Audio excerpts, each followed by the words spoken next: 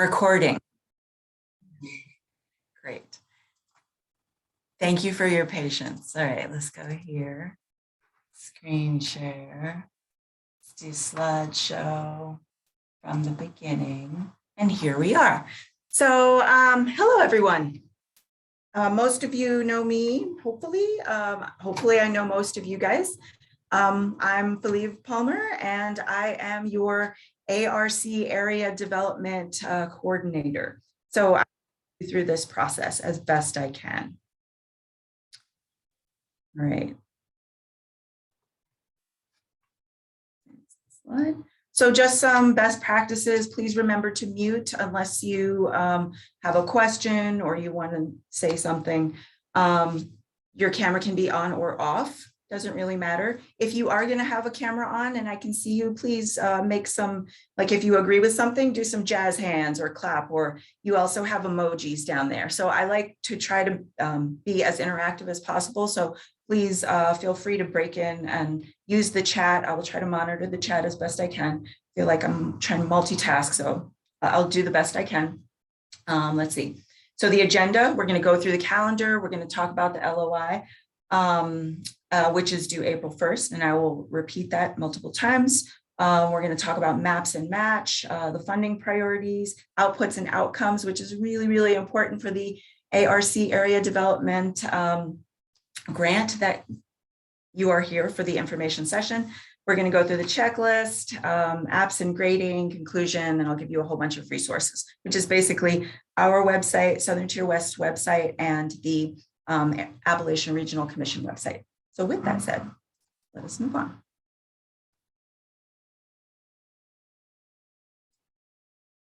Okay, so here is the calendar. So please mark your calendars. We are here February 16th. We're doing the general information session.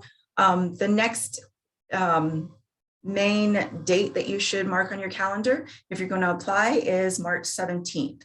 For the letter of intent. The letter of intent you can find at southerntierwest.org, and it is on the front page of our, well, the link is on the front page of our website in the spotlight. So you just click the link and it'll take you to another page where you can click to find the PDF.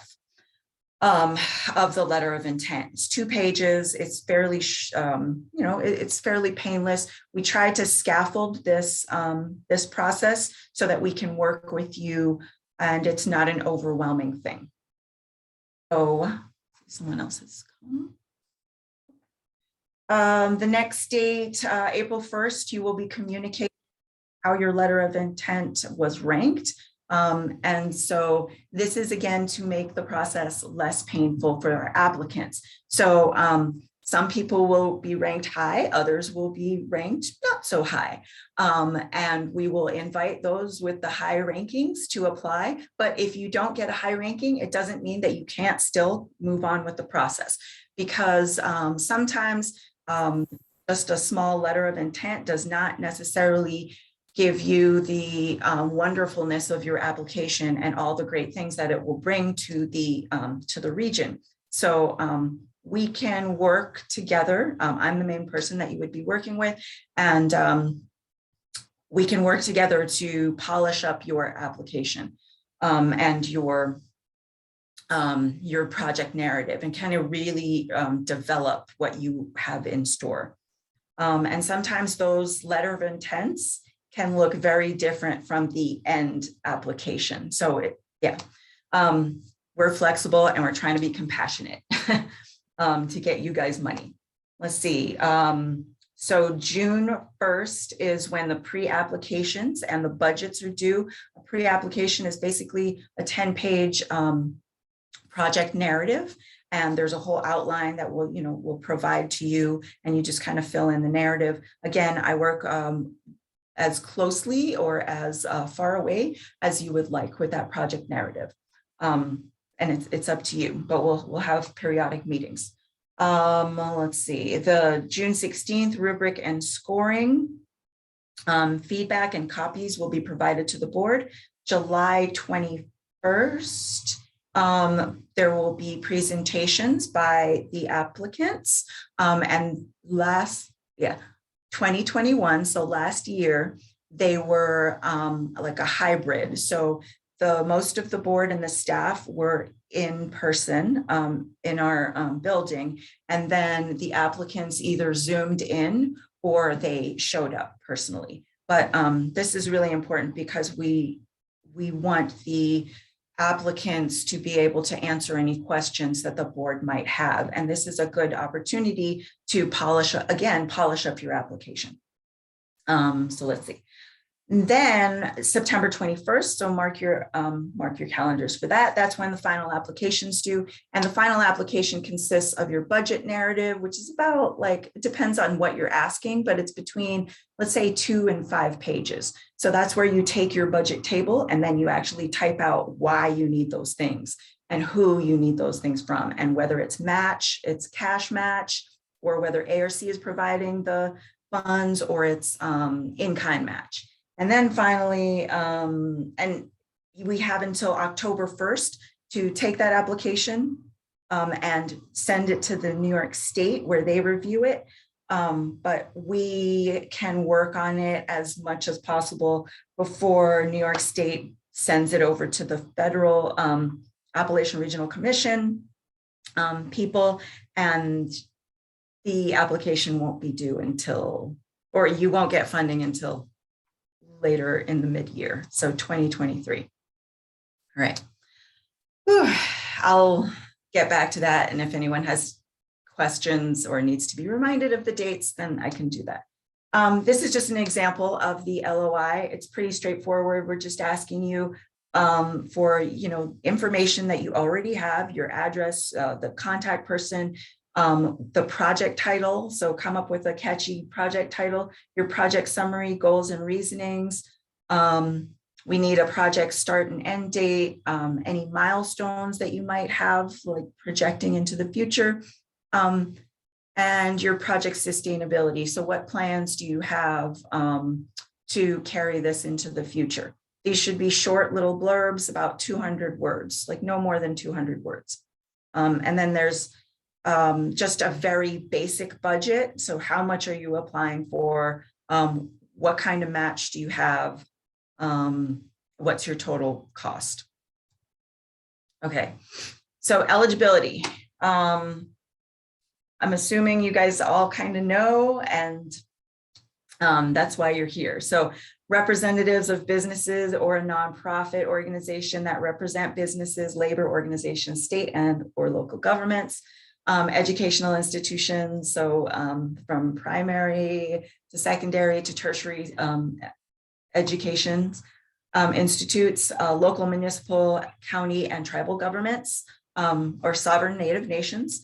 And then ARC does not grant grants to individuals or for-profit entities. However, if there is a for-profit entity or an individual that is linking up with one of these eligible entities, then that is perfectly fine. But the eligible entities have to be the main ones applying for the grant. And here are just some examples from some other applicants that have been funded within New York State.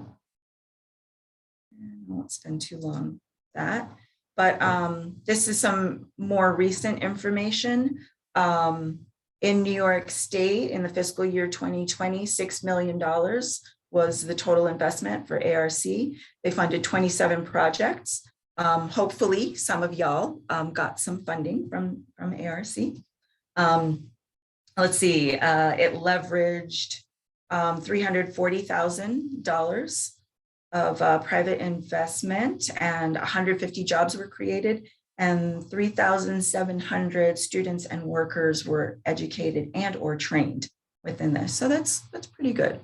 So we're hoping for some bigger numbers this year because we got more money. So yay! And I'll talk about that in a moment. So just real quick, Appalachia, if you didn't know, it's made up of 13 states. So New York is the most northern, And then we go down all the way to Mississippi and Alabama. And there's a whole bunch of states in between. And there are 3, or actually 4 or 5. So there are different classifications of the areas. Each county has a classification. So there's attainment, which means that the area has attained equal footing with the places outside of Appalachia. There's competitive, so they are competitive with those outside regions. Transitional, which is what's most important to us because Cattaraugus and Chautauqua County are classified as transitional counties. So that means we could, if we get enough, like we leverage enough of our human and capital resources, we can bump up to be competitive with the outer regions. However, if we don't, then we are at risk of falling to at risk, which leads me to Allegheny County. I'm sorry, Allegheny County, but you are classified as an at-risk county. Which if you're talking about ARC funding, that actually is good for you because you get 70% of your funding comes from the ARC. So you only have to make up a 30% match. And then distressed, those are the like super red areas. They're distressed. I don't think I need to say too much more about that. So here's another map kind of showing New York State. But generally, so for Chautauqua and Cattaraugus County, it's a 50-50 match. So if you're asking for $150,000 from the ARC, you have to come up with $150,000. But like I said, with Allegheny County, because they are deemed an at-risk county, 70% of the funding comes from the ARC, and then 30% comes from Allegheny County entities, whatever that is. Let's see. Projects located, I kind of mentioned that already. ARC funding is usually not available for projects located in ARC designated attainment companies. Yeah, so those that are competitive or attained with the outside regions. So information about what is a match. So cash can be drawn from your own funds that you have saved up, or maybe you have loans like bank loans. That's perfectly fine. It can also be cash donations from non-federal third-party, partner organizations, or if you're doing fundraising, but you actually have to have that fundraising already, like you have to have that cash on hand. In-kind donations, which is really easy to come by in this region, can be personal time given to the project. So that can be from employees of the various entities that are involved in the project. It can also be a person on loan from another organization or corporation. It can be donation of use or donation of equipment, like a crane, a bulldozer, a lift, I don't know, whatever other stuff that you would need for your project, computers, expert services like engineering or architectural services, and then value of a lease for project space. So with that, if you are, let's say you are going to do some entrepreneur kind of incubator, and you have space dedicated in your entity that is set aside for that, that is not eligible for the match. However, let's say you are partnering with a institute of higher education and they loan you some of their area to do meetings or have, special presentations, use the theater, then that can be used as the match. So as long as the place you are using is not directly related to the applicant, then you can use that as a match. hopefully you guys understood that and you followed my line of thought. Let's see. And then for the ARC, any partnering organizations that are doing in-kind match, ARC has to have a commitment letter from that entity. However, that is part of the final application process, and you wouldn't need to worry about that until September. So right now, I'm just running through things for you right now. Your main goal is to do the LOI, which is due April Fool's Day, but I'm really going to accept it. I'm not playing. I'm not playing games. So do I have any questions? I'll take a break because I talk really fast. So, and feel free to unmute if you have a question. Fileve, will you have this deck available to us to look at? Because I'm taking notes, but I'm reading it at the same time. So didn't know if you'd be able to send that out to everyone. Bob, that's a great question. And yes, I'm actually recording this, I think, but I will also make the slides available. So it'll be on our southerntier.org website, and you can, peruse it at your own time, but I'll also have the recording. Not that you want to hear me ramble on again, but okay. Fileve, I just wanted to check. You said a couple times the letter of intent's due April 1, and then it's also, you were saying it was March 17th, and I just didn't know. It's the 17th, right? That it's due to you? Oh, I'm so sorry. Thank you, Joy. You are so right. You are so right. Thank you for catching that. Yeah. March 17th is when the LOIs are due. Sorry, April 1st is when we are going to communicate back to you your ranking. Thank you so much for pointing that out. Any other questions? Because this is great. Okay, I think we're good. So let's go. All right, so ARC investment priorities, there's been a little bit of a change. So we still have building Appalachian businesses and building Appalachia's workforce ecosystem.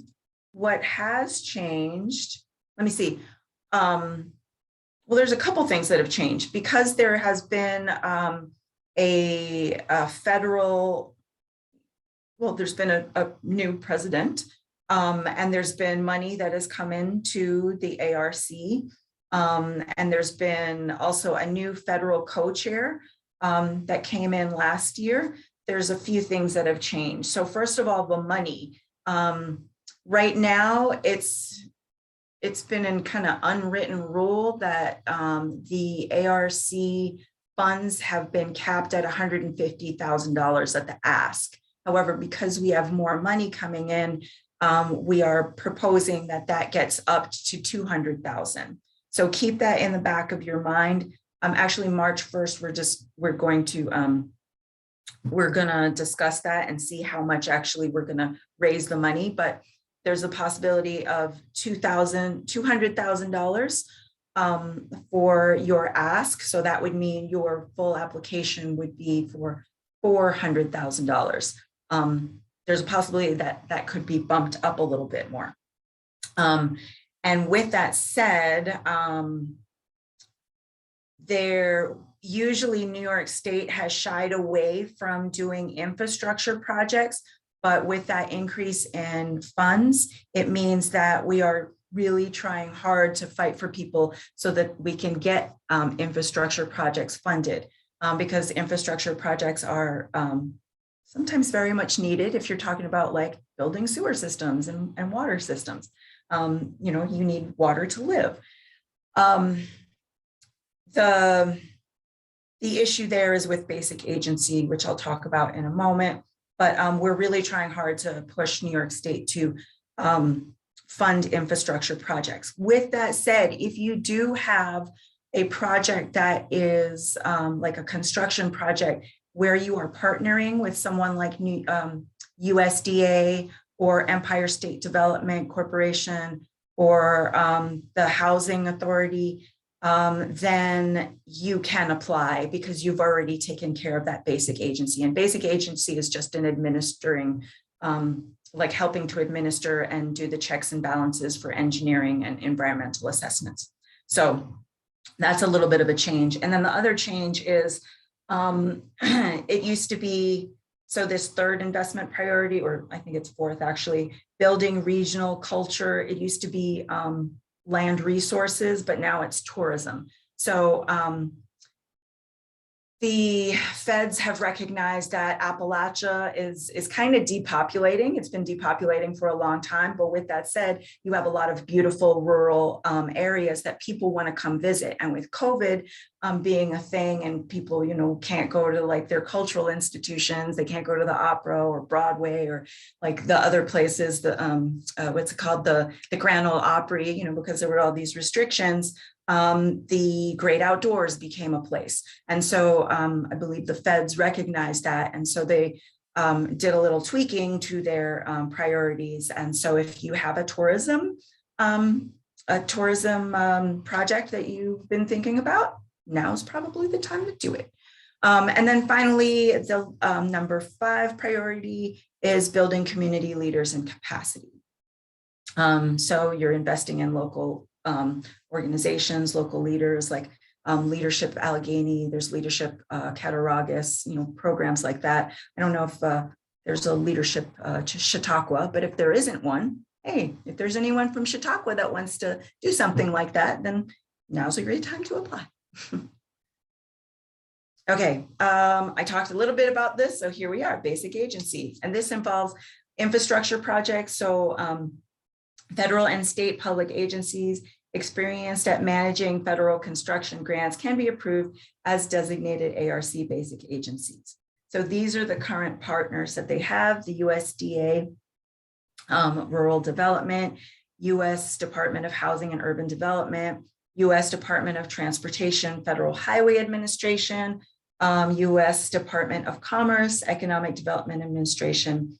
There's also the New York Housing Trust Fund and the New York State Department of Economic Development. So if you have something that is already with any of these entities, then feel free to apply for extra money or that gap money that you may not have to, or that you may need to fulfill the obligations of those grants. Here we are. And so the New York, so ARC has their strategies and their goals.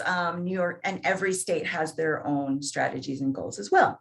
So these are some strategies from 2020 for the New York State. So they want downtown revitalization, digital access, and broadband, which we had some bumps in the road, but now I think we're really progressing.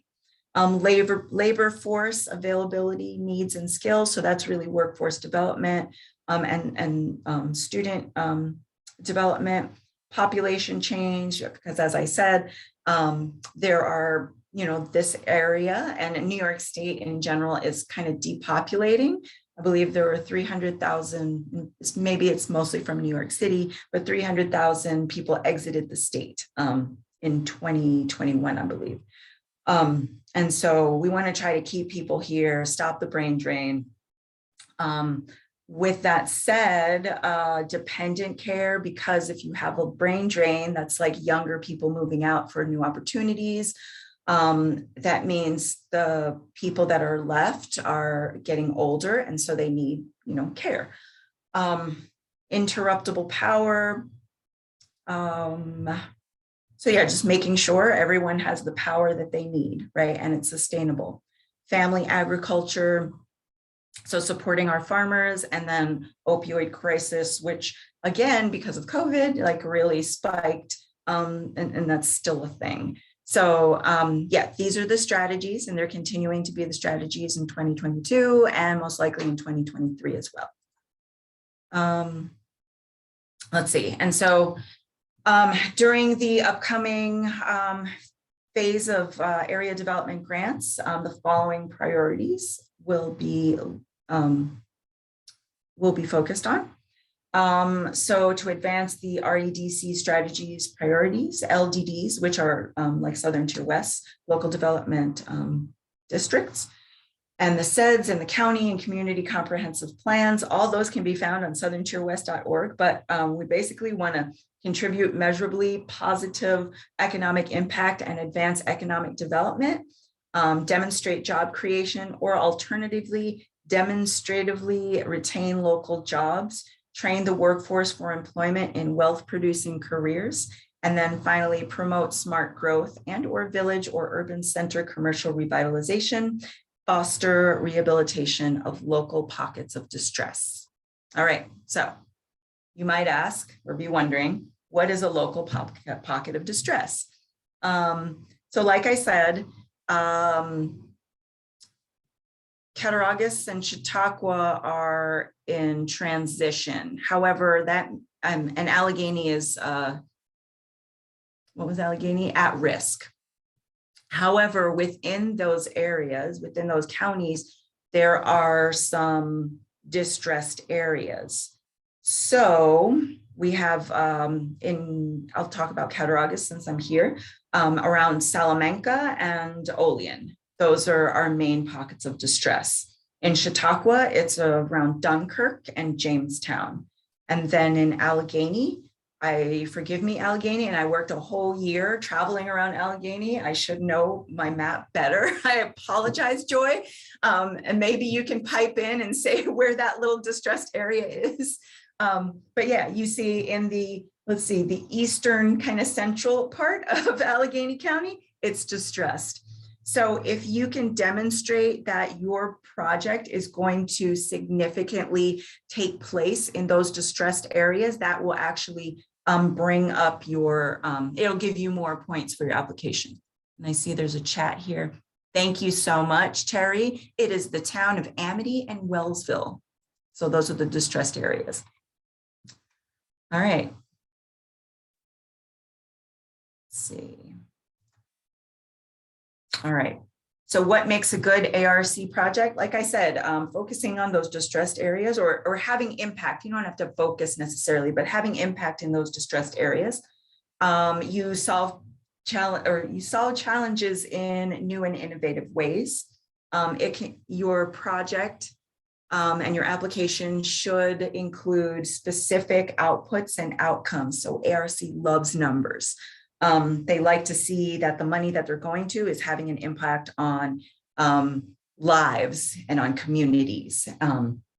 So put those numbers in. It cultivates new partnerships. So like, I'll give you an example. Southern Tier West, this organization, applied for a 2022, so we're hopefully going to get funded this year, we applied for a program that helps to develop like career exploration and experience for high school students. And I think we created like 10 different partnerships with like the local colleges, some land resource-based entities, and some business-based organizations, as well as healthcare organizations. And so these are all new partnerships. So the more new partnerships you can show, and then you get your commitment letters, then that's a good thing.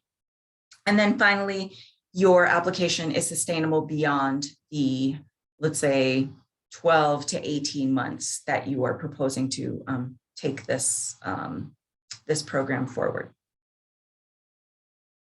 All right. Here are some outputs and outcomes. So how many businesses are you proposing that will be served? And then your outcome would be how many businesses were actually improved? How many communities were served? And then how many were improved? And I will give you all of this information in multiple emails as soon as my email gets fixed. Like I said, anyone who came in a little bit late, my email has been having some trouble. So if you sent me an email and I haven't responded, I really, really apologize. That's getting worked out. So I'm going to do a quick breakout session, but does anyone have any questions before we do the breakout?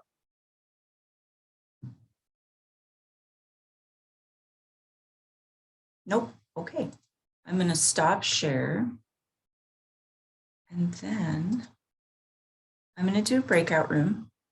And what I'd like you guys to do in your breakout room is share your thoughts. What are some plans for which you are like a project that you're going to about funding? Who are your partners that you're thinking about joining with, and how will you provide match? So we'll do this for about like 6 minutes.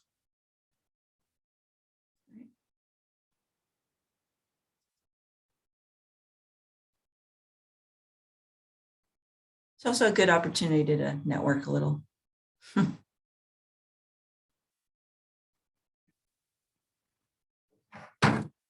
So,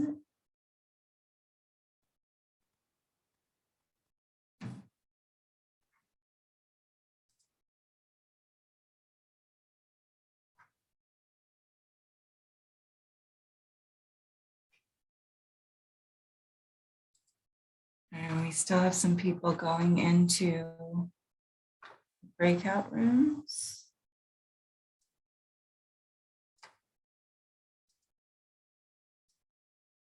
Tom, are you able to find the breakout room?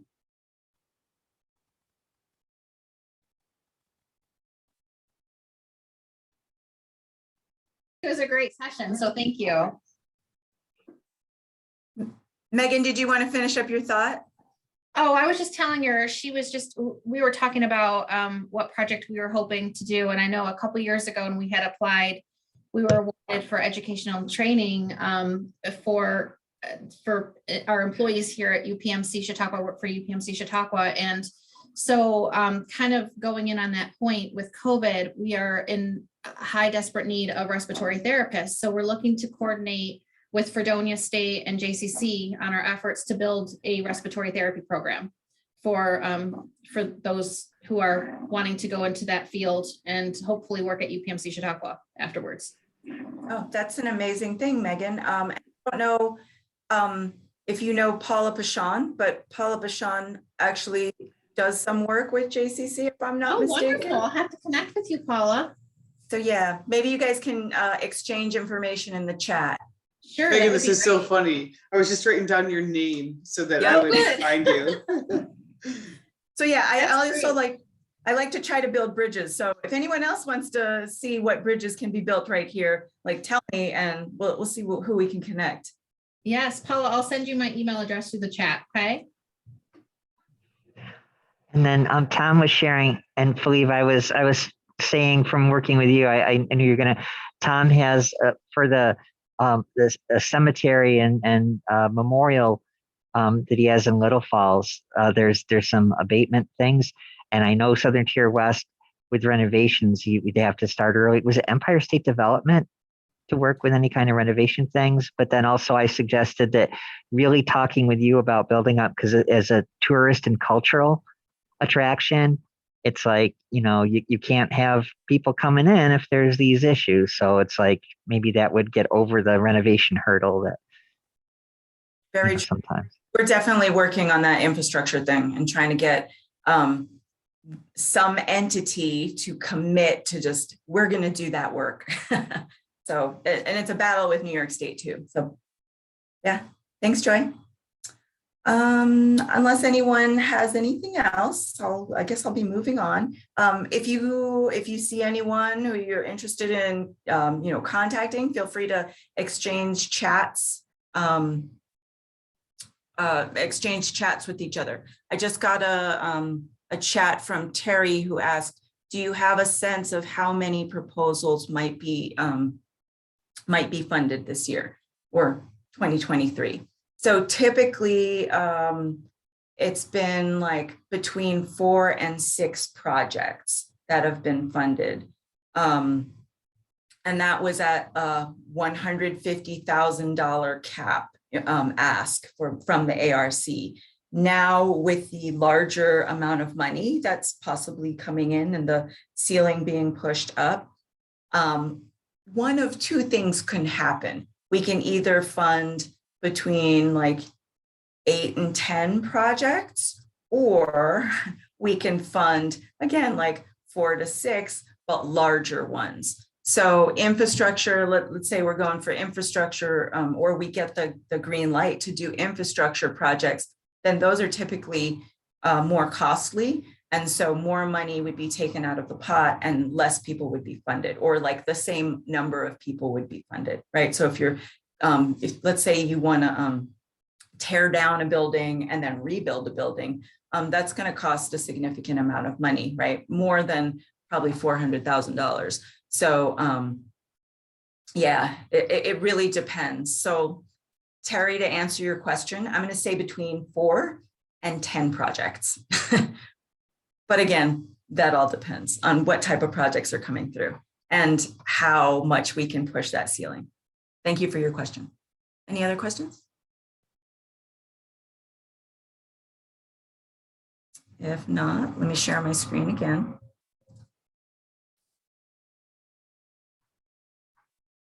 Did I share the right one? Let me make sure. Do you guys see a PowerPoint?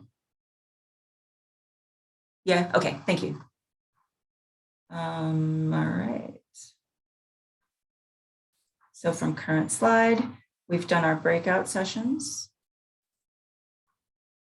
All right, so if you don't have one, get one now. So in order to get your funding, you need a DUNS number or a SAMS number. They are both free, so you don't have to.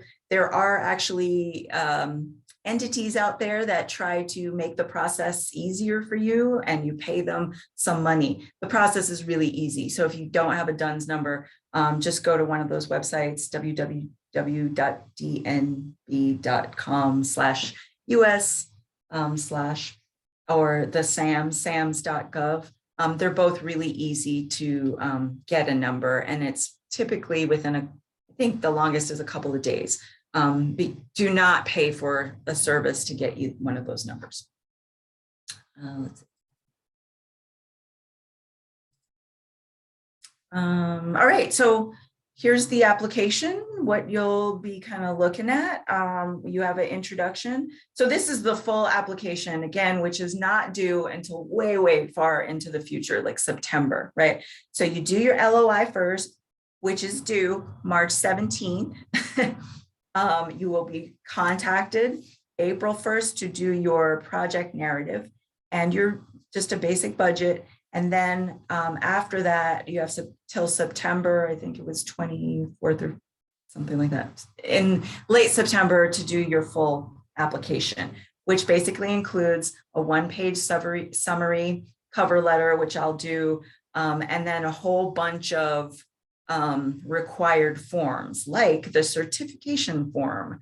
I will do your table of contents for you, the standard form for 24, which I will help you with because I've battled through with it. And if you've never done it before, yeah, it's a thing. Or it's the standard form 424A. I will help you with all of these required forms. I'm not even going to go through them. But this is just to give you an idea of what is going to be asked of you. You'll have to do your budget in like 5 different ways. And that's just, I guess, for people to make sure that you are really thinking through and that you are thinking through what you're going to spend the money on, and also that all of your numbers match. Yeah. And then let's see, basically your full application will be between 50 to 100 pages long. Your project narrative shouldn't be longer than 10 pages. Your budget narrative, probably no more than like 4 pages, but the other stuff is just like a lot of tables and required forms. And I am here to help you. I'm here to serve you and make this a less painful process and more, accessible process. Because before, it just used to be like, here's the application, go for it. And you were kind of left sort of on your own. But yeah, we're trying to be a more compassionate institution. Let's see. Fileve, Yes. I have a comment for you that's too lengthy to type in the chat. The yeah. DUNS number requirement changed. And as of April 4th, there's a new number. It's called a UEI that the federal government's doing. Okay. I just did a screenshot on that. I'm trying to, can I email that to you or something so you have that information? Yeah, actually, I'm gonna give you, so if you, my email is acting crazy, so if you can just email Richard Zink, so R Zink, Yep. southerntierwest.org, and then he can get that information to me. Okay. And it's Zink. I think I have his from a previous project, so I'll send that Okay. right. All right, thanks. Okay, thank you so much, Terry. Yeah, okay. So here's the scoring. And it just gives you, some information about, contribution to area development is worth 40%. Project feasibility is worth 40%.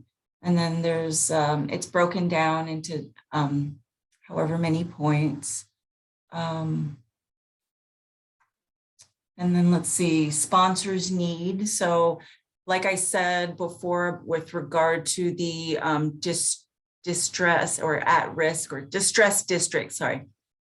If you have, your project is going to have a good or a positive effect on distressed districts within your region, then really point that out. There's a place in the application for maps that show the distress or that just show anything about your project. If you have maps that show distressed or like census numbers, send that, like include that in your application. And Lori asked, is the scoring information available on the website? I do not believe it is on the website, but I will be providing this as soon as my email is fixed. I will be providing you guys with all of this information. But I don't want to like overwhelm everyone with all the forms because yeah, it's just, for some people it can be overwhelming. But if you'd like everything up front, then just let me know and I'll send it to you.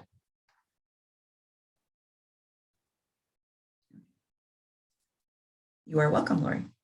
All right, so key points. As of right now, the maximum grant is $150,000, but possibly we're raising it to $200,000 for the ask, possibly $250,000. So I will let you guys know more. We have a board meeting on March, or a subcommittee that discusses this grant specifically on March 1st, and we'll be discussing, like how much to raise it. We'll also be discussing more about infrastructure. So once that's done, I will let you guys all know exactly how much the grant will be for. And again, this is a long haul process. So think that you're not going to be beginning this project until May 1st of 2023. Your project can last up till 18 months. And then priorities are given to projects that are focused with significant economic outputs and outcomes. Remember, numbers. And again, like I will send you all this information that was in this PowerPoint. Let's see. And this kind of goes back to another question, depending on the ask for any given year, between 4 and 6 projects get funded. However, that might increase or just stay at that level, depending on, like how many, if and how many infrastructure projects that are like coming in. And then basically don't wait, do your homework, start the conversation with me, start the conversation with your potential partners, start your conversation with people who you've networked with on this meeting. And yeah, fill out an LOI, which is on southerntierwest.org. I'll open it up for questions, but I just want to thank you all for being here and taking the time. Our executive director is Richard Zink, and that is his email. So please take that down in case you cannot get an email to me, which is my email is ftpalmer@southerntierwest.org. And then my telephone number, I'm here available for you guys to communicate with. I like talking with people. I'm an anthropologist, so I'm used to it. And I feel kind of confined in a office sometimes. But my number is 716-945-5301. I am at extension 2205. I look forward to hearing from you and to working with you. And so now I will stop sharing and open it up to any questions or comments or anything you want to share.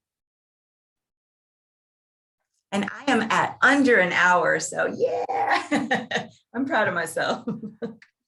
So yeah. I just wondered, yeah, so you shared a couple of the changes at the federal priority level and stuff. I really like the slightly different emphases and stuff like that because of the new administration. Didn't know. So the state priorities though haven't changed too significantly. They're still working on those, Joy. So like with the infrastructure, a lot of so we had a meeting with the LDDs and we all are like, hey, let's do infrastructure. Our counties need it. And the state is still like, okay, we need to work out basic agency. So hopefully they work it out and then that will jump to a priority because right in the past, it has not been. They've shied away from any infrastructure projects. So it's still kind of in the works. Gotcha. New York State. Yeah. Thanks. Question. Mm-hmm.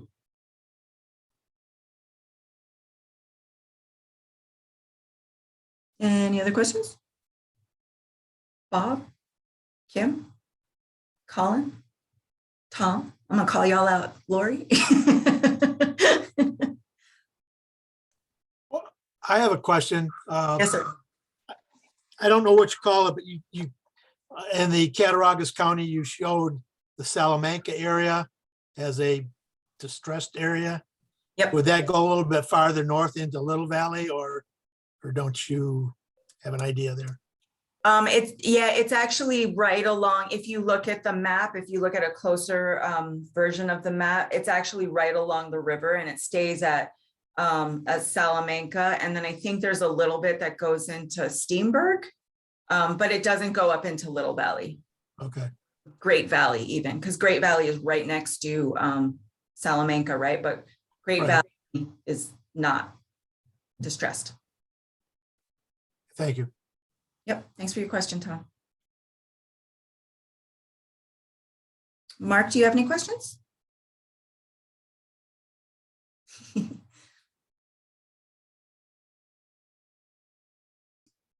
Well, a follow-up to Tom's question. Does the fact that Little Valley isn't within that designated area preclude a project in Little Valley being considered? If it's going to have a significant impact on a distressed district, then it would not preclude them from using that information. They would be allowed to use it. But you have to make the case that it would, like through your outputs and outcomes that you are positively affecting the distressed areas. And we can work together to discuss, like how you could do it. And maybe you don't have an idea right now, and that's okay. That's why I'm here to help generate ideas.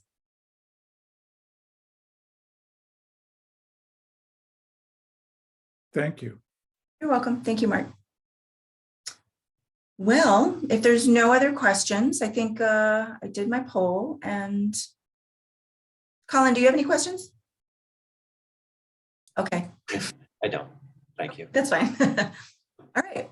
Well, with that, I just want to thank everyone for being here, so logging on. This will be made available. We have a YouTube page. I will post that on, we also have a Facebook page, so I will send you guys the link. I'll post it on Facebook. So if you want to share with anyone that you know that wasn't able to come to this event, then you can do that. But I'll also be emailing you the PowerPoint, or at least I'll email you our website, and we'll put this up on the website because, there's restrictions with regard to space sending things.